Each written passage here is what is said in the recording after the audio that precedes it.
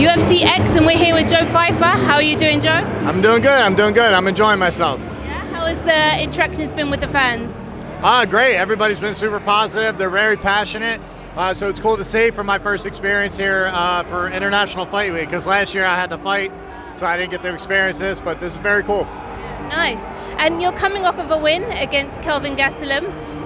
What was that like? Because obviously you had to pull out from the first one, and then you had to wait, and then you got it booked again. So was it a relief, when you finally did get inside the octagon with him? Yeah, luckily they jumped on it right away, so it was only a couple days, and then they came back and gave me a date for a reschedule. So I was very happy about that. I was afraid the fight was going to fall off, and he didn't want to fight.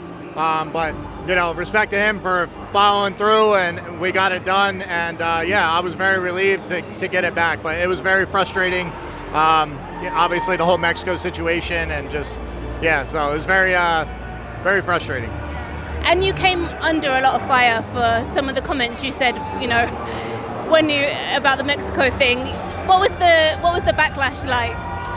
Listen, at the end of the day, people told me they hope bad things happen to me and all this shit. And, I'm unapologetically myself. So if you tell me you hope my plane crashes, you say you hope my team dies, you hope the cartel kills me, I'm going to say go fuck yourself. Like, it is what it is. And, I put a lot into the sport, as we all do.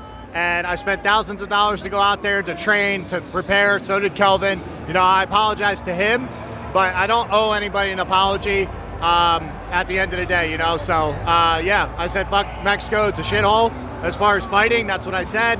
I don't have a problem with people, so if you're offended, then too bad.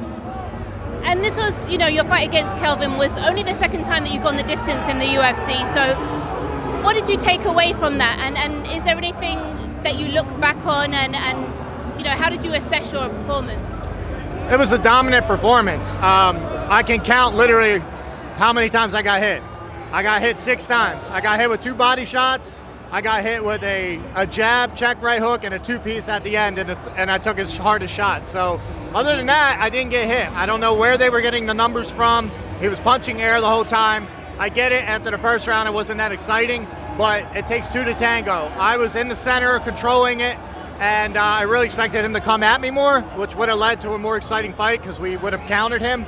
But the fight played out, I won, and I beat a legend, and that's all that matters. So, and I didn't take any damage. So to say a fight's close, I didn't get dropped. I didn't get head kicked. I didn't get dropped twice, so it was not close. Were you disappointed with some of the commentary? I was. I thought they could have done a better job. It wasn't a close fight. That's the only thing I'm disappointed in.